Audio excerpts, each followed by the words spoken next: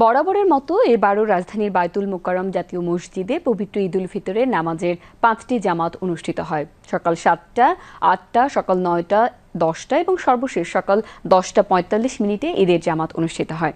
বিস্তারিত জানাচ্ছেন মাহমুদুল হক সুজন। প্রতি বছরের মতো এবারেও রাজধানীর বায়তুল মোকাররম জাতীয় মসজিদে পবিত্র ঈদুল ফিতরের নামাজের 5টি জামাত সকাল 7টা থেকে পৌনে 11টা পর্যন্ত পর্যায়ক্রমে অনুষ্ঠিত হয়।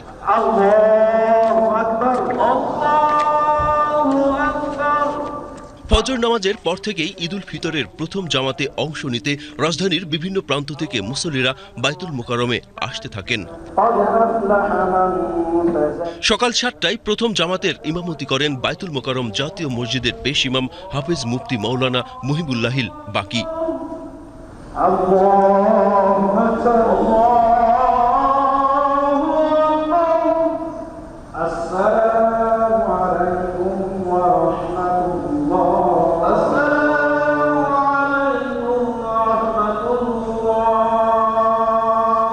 ঈদের নামাজ শেষে দেশ ও জাতির কল্যাণে দোয়া ও মোনাজাত করা হয়।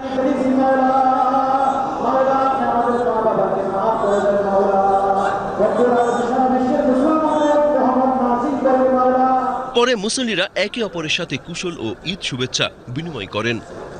বাংলাদেশে আজকের ঈদটা একটু ভিন্ন।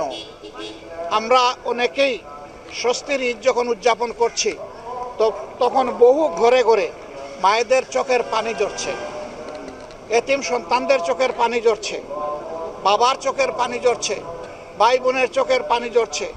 এই পানিগুলা কেন ঝরছে আমরা সবাই জানি। যারা এ অপকর্ম করেছে আল্লাহ তাদেরকে হেদায়েত দান করে। দোয়া চাইছি, দেশের জন্য দোয়া করছি, মা বাপের জন্য, নিকটস্থ আত্মীয় স্বজনের জন্য আল্লাহ যেন সবাইকে ব্যস্তবাসী করে। আর দোয়া করছি দেশের জন্য, ফিলিস্তিনের জন্য, আল্লাহ সবাইকে ভালো রাখুক, আমাদের দেশটাকে ভালো রাখুক। আজকে নামাজ পড়তে আসছি, খুব ভালো লাগছে। আলহামদুলিল্লাহ, আমরা ঈদের নামাজ সবাই একসাথে পড়লাম। দেশবাসী এবং সবাইকে জানাই পবিত্র ঈদুল ফিতরের শুভেচ্ছা, ঈদ মুবারক। এই বছর আমার অনেক ভালো কাটছে, কারণ আমি এবছর প্রথম 30টা রোজা রেখেছি। আমি আমার মা বাবা ও ভাই ও ফিলিস্তিনের ভাইদের জন্য অনেক দোয়া করেছি, যাতে তাদের উপর থেকে অত্যাচার সরে যায়।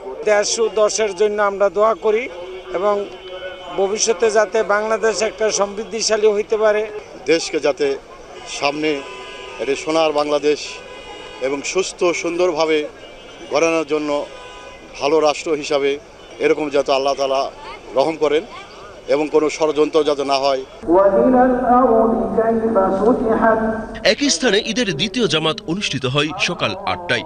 ইমামতি করেন বায়তুল মোকাররমের জ্যেষ্ঠ পেশ ইমাম হাফেজ মুফতি মাওলানা মিজানুর রহমান।